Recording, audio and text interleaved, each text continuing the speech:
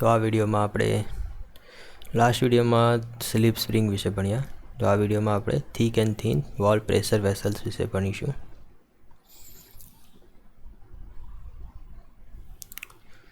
તો thick and thin wall pressure vessel, તેમાં પહેલાં તો આપણે થીન વિશે જોઈશું. બરાબર, થિન વોલ પ્રેશર વેસલ. તો થિન વોલ પ્રેશર વેસલની અંદર કયા કયા આવે છે? તો જનરલી સિલિન્ડર અને સ્પિયર બરાબર આવે છે. પહેલું જોઈશું આપણે cylinder. Thin wall pressure vessel, તેમાં સિલિન્ડર. તો થિન વોલ કહેવાય કોને? તો થિન વોલ માટેની એક ફોર્મ્યુલા છે. પહેલું થિન શબ્દ આવે એટલે તમને થિકનેસ યાદ આવી જવું જોઈએ. તો પહેલું લખી દેવાનું થિકનેસ. હવે થિન છે, થિન એટલે પતલું છે એટલે થિકનેસ ઓછી હોવી જોઈએ, એટલે લેસ ધેનનો સિમ્બોલ દોરી દેવાનો. હવે બે જ વસ્તુ હોય સિલિન્ડરની અંદર, કઈ? એક તો ભાઈ લેન્થ હોય છે અને બીજી થિકનેસ હોય છે. લેન્થ, થિકનેસ, રેડિયસ અથવા ડાયા. બરાબર, તો આપણે અહીં લેન્થ લઈ લેવાની છે અને થિકનેસ લઈ લેવાની છે. અને બીજું હોય છે ડાયામીટર. બરાબર, તો થિકનેસ અને ડાયાને એકબીજા સાથે આપણે કોરિલેશનમાં મૂકવાનું છે. તો થિકનેસ છે, થિન વોલ છે તો ઓછી જશે, તો આપણે ડાયામીટર કરતાં જ ઓછી હશે. એવી રીતના જોઈએ તો બીજી વસ્તુ કે ડાયામીટર ઓલવેઝ મોટો હોય છે થિકનેસ કરતાં. તો મોટી વસ્તુને જ્યારે તમે નાની વસ્તુ સાથે કમ્પેર કરવાની હોય તો તેને ભાગી કાઢો, તો તે પણ નાનું જ થઈ જશે. તો D/T 10 to D/15. તો આવી રીતના તમે યાદ રાખી શકો છો. કઈ રીતના થિન વોલ માટે શું હોય? થિકનેસ ઓછી જ હોય છે. શાના કરતાં ઓછી હશે? કે ભાઈ ડાયામીટર કરતાં. કેટલી ઓછી હશે? તો ડાયામીટરના 10મા ભાગ જેટલી અથવા ડાયામીટરના 15મા ભાગ જેટલી. બરાબર, તો આ જ પૂછાય છે આપણામાં MCQમાં. બરાબર, તો જોઈ લેજો, આવી રીતના યાદ રાખી શકાય છે. હવે થીકની વાત કરીશું તો થીકમાં શું આવશે કે T જે છે તે ગ્રેટર દેન હશે. બરાબર, D/10 to D/15. આ જે D છે ડાયામીટર છે. તો પહેલો MCQ આ રીતે જ બની જાય, થિકનેસ અને ડાયામીટરના કોરિલેશન પરથી. હવે આ જે થિન વોલ, થીક વોલ બંને છે તેમાં બે ટાઈપના સ્ટ્રેસીસ આવશે. એક તો લોંગિટ્યુડિનલ સ્ટ્રેસ, બીજો હૂપ સ્ટ્રેસ. આ જે છે આપણું સિલિન્ડર છે.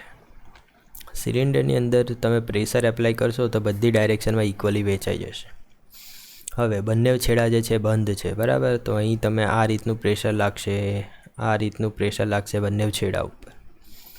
તો છેડા ઉપર પ્રેશર લાગે એટલે આ પોઈન્ટ ઉપર તમે જોશો તો આ ડાયરેક્શનમાં ટેન્શન આવશે. તો એ ટેન્શનના કારણે અહીં જે સ્ટ્રેસ ઉત્પન્ન થાય તેને કહેવાય લોંગિટ્યુડિનલ. જોઈ શકો છો લેન્થની ડાયરેક્શનમાં. બરાબર, લોંગિટ્યુડિનલ એટલે લેન્થની ડાયરેક્શનમાં જે સ્ટ્રેસ ઉદ્ભવે તેને લોંગિટ્યુડિનલ સ્ટ્રેસ કહેવાય. હૂપ સ્ટ્રેસની વાત કરીએ તો આ જે પોઈન્ટ છે તે જ પોઈન્ટ કન્સિડર કર્યો, પરંતુ હવે શું કર્યું? સાઈડ વ્યૂ લઈ લીધો. સાઈડ વ્યૂમાં શું છે કે સર્કલ આવશે. બરાબર, સિલિન્ડર છે એટલે પ્રેશર એ જ છે. બરાબર, તો પ્રેશર એક્ટ થશે તો આ જે દિવાલ છે એ દિવાલ શું થશે ભાઈ? તૂટી જશે.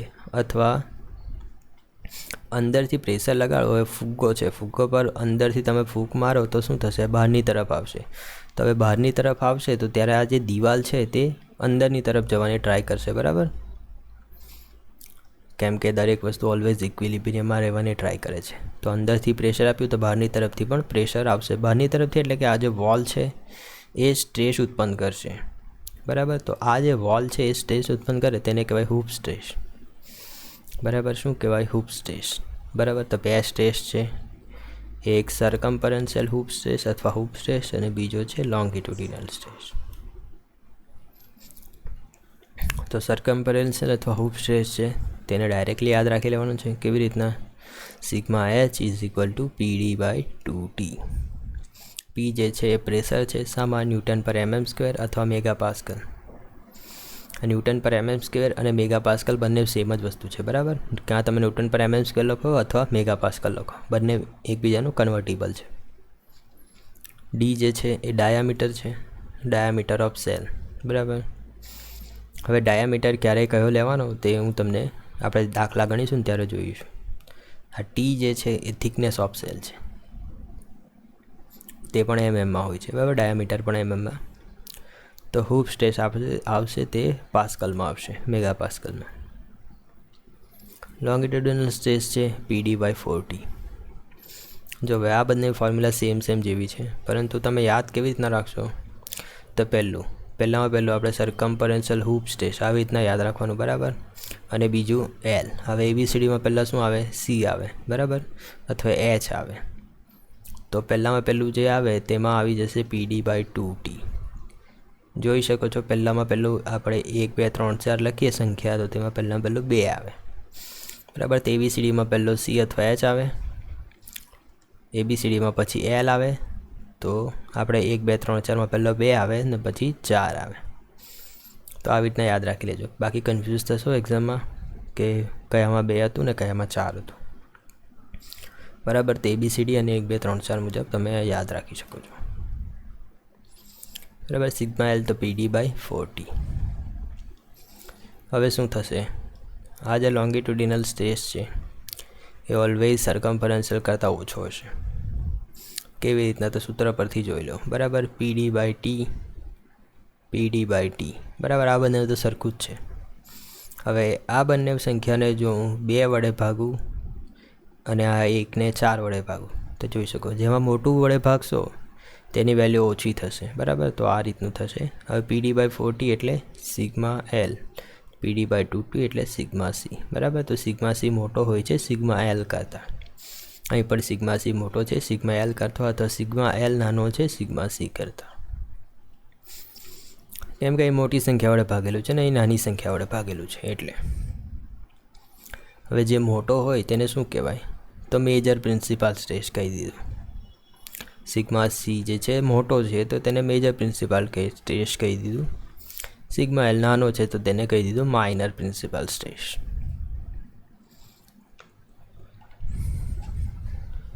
હવે જનરલી એમ જોવા જઈએ ને તો 3 સ્ટ્રેસ જનરેટ થતા હોય. એક સરકમ્ફરન્શિયલ હૂપ સ્ટ્રેસ, બીજો લોંગિટ્યુડિનલ અને ત્રીજો આ રેડિયલ.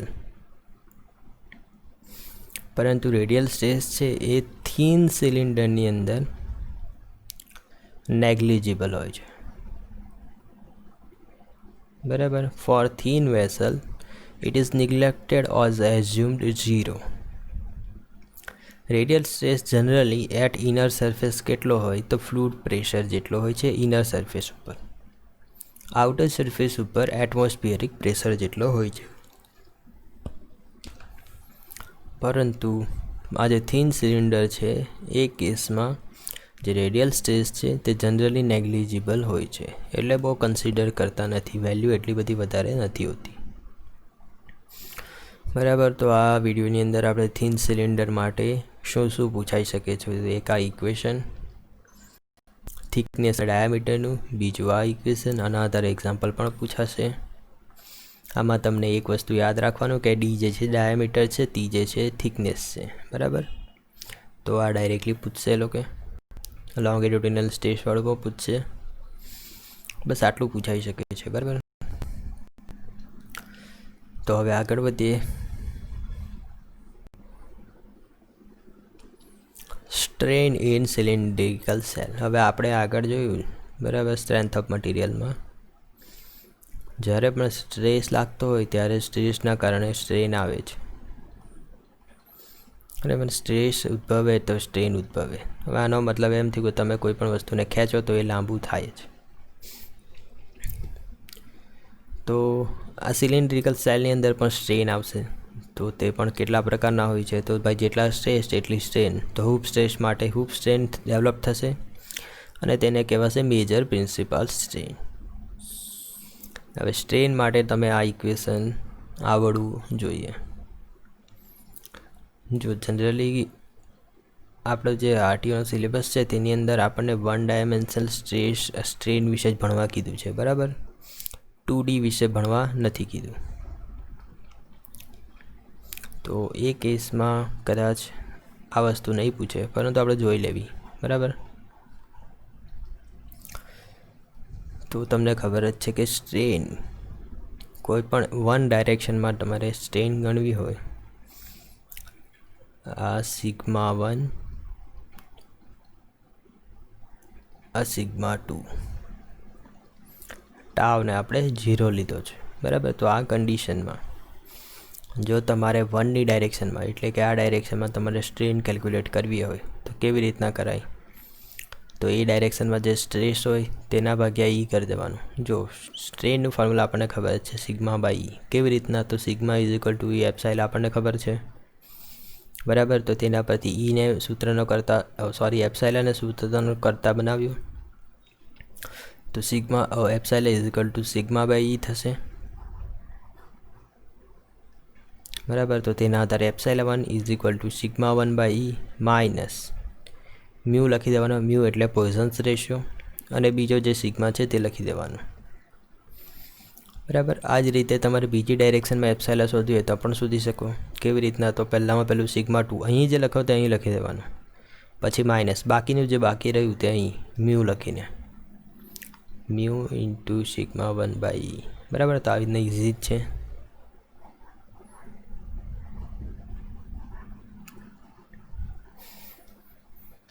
બરાબર. Epsilon 1 is equal to sigma 1 by E minus mu into બીજું. તો અહીં આપણે આપણા કેસમાં શું છે? તો એક તો હૂપ સ્ટ્રેસ છે અને બીજો છે લોંગિટ્યુડિનલ. તો હૂપ સ્ટ્રેન શોધીએ આપણે. તો અહીં જે લખો એચ તે પહેલાં એચ લખી દેવાનો માઇનસ મ્યુ, પછી જે બાકી રહ્યું તે એલ. સિગ્મા એચ અને સિગ્મા એલની વેલ્યુ મૂકી દીધી. સિગ્મા એચ એટલે મેં તમને પહેલાં જ કીધું, યાદ રાખો કેવી રીતે. એચ એબીસીડીમાં પહેલાં આવે તો પહેલાં પીડી બાય 2t આવશે, એલ એબીસીડીમાં પછી આવે તો પીડી બાય 4t આવશે. તો પીડી બાય 2t અને ઈ તો હતો જ minus mu PD by 4t અને ઈ તો હતો જ પીડી બાય 2t. તમે કોમન કાઢી શકો છો, અથવા જનરલી પીડી બાય 4t જ કોમન કાઢવાનું છે, કેમ કે પીડી બાય 4t જે છે નાનું છે. તો નાનુંને બહાર કાઢશો તો અંદર બચશે 2 માઇનસ મ્યુ. તો આપણી આ ફોર્મ્યુલા આવશે, અહીં લખી દીધી. હવે એપ્સાઇલનનો મતલબ તો તમને ખબર જ છે, delta D by D delta L by L, બરાબર. તો અહીં આપણે delta D by D consider કર્યું કેમ કે ડાયામીટરમાં વધારો ઘટાડો થાય છે. તો delta D by D is equal to PD by 4t 2 minus mu. અહીં જે હતું તે બેઠું લખી દીધું છે. તો હવે ડેલ્ટા ડીનું ફોર્મ્યુલા તમારે શોધવું હોય તો ડેલ્ટા ડી બરાબર PD square by 4t 2 minus mu. હવે આ સૂત્રોની સિગ્નિફિકન્સ શું છે? તો આ સિલિન્ડર છે, સિલિન્ડરની અંદર તમે પી પ્રેશર એપ્લાય કરશો તો આ સિલિન્ડરના ડાયામીટરમાં કેટલો વધારો ઘટાડો થશે તો તે આ સૂત્રની મદદથી તમે શોધી શકો છો. ડેલ્ટા ડી બરાબર PD square by 4t 2 minus mu, બરાબર. આ તમને કેટલો ડાયામીટરમાં ચેન્જ આવશે તે આપે છે આ સૂત્ર. લોંગિટ્યુડિનલ સ્ટ્રેનની વાત કરીએ. લોંગિટ્યુડિનલ એટલે માઇનર કન્સિડર કર્યું છે, બરાબર. કીધું તે મુજબ એપ્સાઇલા એલ તો અહીં પહેલાં sigma L upon minus mu, બાકીનું જે વધ્યું તે સૂત્રની વેલ્યુ મૂકી દીધી. PD by 4t PD by 2t PD by 4t ને કોમન કાઢ્યા તો 1 minus 2 mu. Longitudinal strain epsilon L, બરાબર. હવે જે આવશે તે લેન્થમાં વધારો ઘટાડો, બરાબર. મેં તમને આગળ પણ કીધું કે આ જે છે સિગ્મા એલ તે લોંગિટ્યુડિનલી લાગે છે, જ્યારે સિગ્મા એચ જે છે ડાયામીટરની ડાયરેક્શનમાં લાગે છે. તો epsilon L is equal to delta L by L, આ બેઠું સૂત્ર. તો આના આધારે તમે લેન્થમાં કેટલો વધારો ઘટાડો થશે તે તમે જોઈ શકો છો. PD L by 4t 1 minus 2 mu. આ સૂત્રની અંદર વેલ્યુ મૂકતા તમને આન્સર મળી જશે. વોલ્યુમેટ્રિક સ્ટ્રેન તમારે શોધવી હોય તો કેવી રીતના શોધી શકો? તો સિલિન્ડરનું વોલ્યુમ તમને ખબર જ છે, π/4d²L. આ સૂત્ર તો નોર્મલ સૂત્ર છે, એનું વિકલન કરી નાખીએ, બરાબર. Partially differentiation.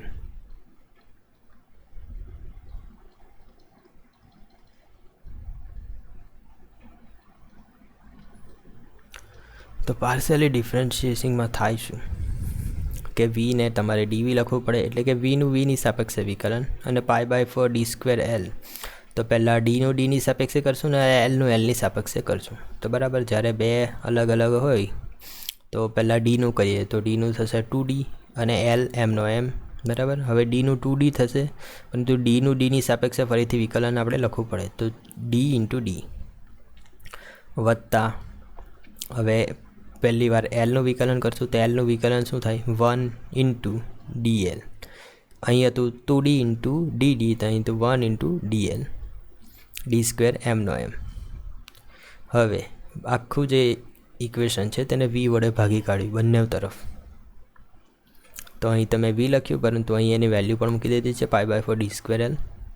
તો આને તમે સાદું રૂપ આપશો તો આવશે ડીવી/બી 2, આ π/4 ઉડી જશે, અહીં છે 2, ડી/ડી બચશે, પ્લસ આ તો π/4 ડી સ્ક્વેર બંનેનું ઉડી જશે, એટલે અહીં બચશે dl/l 2. હવે ડી/ડી અને dl/dl આ જે છે આપણે ઉપર ડિરાઈવ કર્યું છે, આ જોઈ શકો છો. ΔL/L એટલે કે dl/l અને ΔD/D આવ્યું તે આપણે dd/d. તો આ જે બંને વેલ્યુ છે જોઈ લો, એ અહીં મૂકી દીધી છે. PD/4T 2 - μ, PD/4T 1 - 2 μ. PD/4T કોમન કાઢીએ તો અંદર વધશે 2 દુ 4 -2 μ પ્લસ 1 - 2 μ, તો 5 - 4 μ. શાની વેલ્યુ આવી? dv/vની આ રહ્યું, બરાબર, dv/v. તો vને ઉપર લઈ ગયા તો dv = PD/4T π/4 D square L. આપણે vની વેલ્યુ મૂકી છે 5 - 4 μ. તો સોલ્વ કરશું તો p/d³l બરાબર, /16t p/, ખોટું લખ્યું છે, p/d³l/16t 5 - 4 μ. તો આ તમને શું આપશે? તમારું જે આખું સિલિન્ડર છે તેમાં પ્રી પ્રેશરના કારણે વોલ્યુમમાં કેટલો ચેન્જ આવશે, બરાબર. વોલ્યુમમાં આવેલ ચેન્જ તમારે શોધવું હોય તો આ સૂત્ર ડાયરેક્ટ મૂકી દો. સૂત્રમાં શું શું જોઈશે? એક તો પ્રેશર જોઈશે, ડાયામીટર જોઈશે, લેન્થ જોઈશે, પોઈઝન્સ રેશિયોની વેલ્યુ જોઈશે, યંગ મોડ્યુલસ E જોઈશે, થિકનેસ T જોઈશે. તો આટલું વેલ્યુ તમને મૂકશો એટલે ડીવીની વેલ્યુ મળી જશે. હવે 2D સ્ટ્રેસ સિસ્ટમ હોય, બરાબર, σ2 σ1 σ1 σ2. તો આ કન્ડિશનમાં તમારે શિયર સ્ટ્રેસ શોધવાનો હોય, બરાબર, ટાવ. તો મેક્સિમમ શિયર સ્ટ્રેસ કેવી રીતના મળશે? σ1 - σ2/2. હવે આ સૂત્ર ક્યાંથી આવ્યું? જો તમે મોહર સ્ટ્રેસ સિસ્ટમ તમે ભણ્યા હોય તો તમને ખબર હશે. આ σ1 છે, σ2 છે. હવે આ ડાયરેક્શનમાં ટાવ આવતો હોય, બરાબર, ટાવ શિયર સ્ટ્રેસ. શિયર સ્ટ્રેસની વેલ્યુ 0 ક્યારે હશે? તો એ કંઈ નહીં, 0 હશે. હવે શિયર સ્ટ્રેસની વેલ્યુ 0 અહીંયા અને અહીંયા હશે, પરંતુ શિયર સ્ટ્રેસની વેલ્યુ મેક્સિમમ અહીંયા ઉપર હશે. તો તમે જોઈ શકો છો મોહર સર્કલનું જે રેડિયસ R છે એ તમને ટાવ મેક્સિમમ આપે છે. હવે મોહર સર્કલની રેડિયસ R તમારે શોધવી હોય તો શું થશે? મોહર સર્કલની રેડિયસ અને મોહર સર્કલનો ડાયામીટર. ઓકે, જો σ1 - σ2 કરીશું, આ σ1 તેમાંથી σ2 બાદ કર્યો તો આપણને ડાયામીટર મળશે. ડાયામીટર એટલે 2 ઇન્ટુ મોહર સર્કલ રેડિયસ. તો મોહર સર્કલ રેડિયસ = σ1 - σ2/2. મોહર સર્કલની જે રેડિયસ છે તે આપણને આપશે ટાવ મેક્સિમમ. તો થઈ જશે σ1 - σ2/2 ટાવ મેક્સિમમ. Tau maximum = σ1 - σ2/2. આપણા કેસમાં σ1 જે છે એ હૂપ સ્ટ્રેસ છે, σ2 જે છે લોંગિટ્યુડિનલ સ્ટ્રેસ છે. તો hoop stress, લોંગિટ્યુડિનલ stress PD/2T - PD/4T/2. તો ટાવ મેક્સિમમની વેલ્યુ આવશે PD/8T. કેટલી આવશે? PD/8T. અને ટાવ મેક્સિમમ કઈ પ્લેન પર અકર થાય છે? તો generally 45 degree to sigma H. તો આ યાદ રાખજો, બરાબર. 45 ડિગ્રી ટુ સિગ્મા એચ પર ટાવ મેક્સિમમ થાય છે. સિગ્મા એચ સિગ્મા એલ જે છે એ become principal stress only when there is no shear stress. હવે આ એક કન્ડિશન તમારે યાદ રાખજો, બરાબર. મેં તમને આગળ કીધું કે સિગ્મા એચ જે છે, સિગ્મા એલ જે છે, તો સિગ્મા એચને મેજર પ્રિન્સિપાલ કીધો અને સિગ્મા એલને માઇનર પ્રિન્સિપાલ કીધો. પરંતુ આ બંને પ્રિન્સિપલ સ્ટ્રેસ ત્યારે જ બનશે જ્યારે ટાવ ઇઝ ઇક્વલ ટુ 0 હશે. જો ટાવ ઇઝ ઇક્વલ ટુ 0 નહીં હોય, બરાબર, ટાવની કંઈ ને કંઈ વેલ્યુ આપેલી હોય, તો તમારે પ્રિન્સિપલ સ્ટ્રેસ સિગ્મા 1 સિગ્મા 2 શોધવો પડશે. અને એ કેવી રીતના શોધવાનું? તો સિગ્મા 1 સિગ્મા 2 તમે શોધશો આ રીતે. આ સૂત્ર પણ તમને ખબર જ છે, બરાબર. Sigma H plus sigma L by 2 plus or minus square root sigma H minus sigma L by 2 whole square plus tau X Y square. તો આની મદદથી તમને સિગ્મા 1 સિગ્મા 2ની વેલ્યુ મળશે. એકવાર પ્લસ લેવાનું છે, બીજી વાર માઇનસ લેવાનું છે. પ્લસ લેશો તો સિગ્મા 1ની વેલ્યુ, માઇનસ લેશો તો સિગ્મા 2ની વેલ્યુ. આ બંને વેલ્યુ મળી જાય પછી એ વેલ્યુ પરથી તમારે ટાવ મેક્સિમમ શોધવાનો છે, બરાબર. કયા કેસમાં? જ્યારે તમને ટાવ એક્સ વાયની વેલ્યુ આપેલી હોય, સિગ્મા એચ સિગ્મા એલ તમે શોધો અને ટાવ એક્સ વાયની વેલ્યુ પણ આપેલી હોય, તો તમારે સિગ્મા 1 સિગ્મા 2 આ સૂત્રની મદદથી શોધવાનો અને એ સિગ્મા 1 સિગ્મા 2 પરથી ટાવ મેક્સિમમ આ રીતે શોધવાનો. જો ટાવ નહીં આપેલી હોય તો સિગ્મા એચ ને સિગ્મા 1 સિગ્મા એલ ને સિગ્મા 2 અને પછી ડાયરેક્ટ આ સૂત્ર. તો તમને આ સમજાયું હશે, બરાબર, કે સિલિન્ડ્રિકલ સેલની અંદર સ્ટ્રેન કેવી રીતના શોધવાની. બીજો એક નાનો ટોપિક જોઈ લઈએ, તો થીન સ્પિયર, બરાબર. બધા અત્યારે થીનના જ કેસ ચાલે છે. થીન એટલે પતલું. અત્યાર સુધી સિલિન્ડર જોતા હતા, હવે સ્પિયર જોઈએ. સ્પિયરની અંદર એક વસ્તુ યાદ રાખવાની કે તેમાં હૂપ સ્ટ્રેસ અને લોંગિટ્યુડિનલ સ્ટ્રેસ બંને સેમ જ થઈ જાય. એટલે આમાં લોંગિટ્યુડિનલ સ્ટ્રેસ સ્પિયરની અંદર આવતો જ નથી, કેમ કે સ્પિયરની કોઈ લેન્થ નહીં આવે, બરાબર. તો hoop stress is equal to longitudinal stress થઈ જાય છે. અને આપણે જે બીજા નંબરનું ઇક્વેશન હતું, કયું? લોંગિટ્યુડિનલ વાળું, તે આમાં ડાયરેક્ટલી લાગે છે PD/4T. અને એ જ સિગ્મા 1 પણ બનશે અને એ જ સિગ્મા 2 પણ બની જશે. સ્ટ્રેનની વાત કરીએ તો સ્ટ્રેન માટે તમને ખબર જ છે, epsilon H is equal to epsilon L. ગમે તે લઈ શકો છો, અહીંયા સિગ્મા એચ લઈ લો, સિગ્મા એલ લઈ લો, બધું સરખું જ છે. માઇનસ મ્યુ, બરાબર. તો PD/4T 1 માઇનસ મ્યુ આવશે. વોલ્યુમેટ્રિક સ્ટ્રેન તમારે શોધવી હોય તો આ જે છે એપ્સાઇલા એચ અથવા એપ્સાઇલા એલ ગમે તે, એ તમને આપશે ડેલ્ટા D/D, બરાબર. તો આના પરથી તમે ડેલ્ટા D શોધી શકો છો. એપ્સાઇલા વી એટલે કે change in volume by V. Epsilon V શોધવા માટે પહેલું તો સ્પિયરનું વોલ્યુમનું સૂત્ર આવડવું જોઈએ. તો 4/3 πr³ છે, બરાબર. પરંતુ આરને ડાયામીટરમાં કન્વર્ટ કર્યો તો π/6 d³ થઈ જશે. પાર્શિયલી ડિફરન્સિએશન કર્યું તો વીનું dv થશે, π/6 3d² અને ડીનું d/d થશે. બંને બાજુ વોલ્યુમ વડે ભાગી કાઢ્યા, વી વડે, તો આપણને મળી જશે 3dd/d. તો એપ્સાઇલા વી d/v એટલે એપ્સાઇલા વી 3 એપ્સાઇલા d થશે. અને એ જે એપ્સાઇલા d આવશે એ એપ્સાઇલા એચ અને એપ્સાઇલા એલ બધું સરખું જ છે, બરાબર. તો volumetric change is equal two 3 એપ્સાઇલા d. કયા કેસમાં? સ્પિયરના કેસમાં. અને આનું ડાયરેક્ટલી એક્ઝામ્પલ પૂછાઈ શકે છે PD/40 પરથી.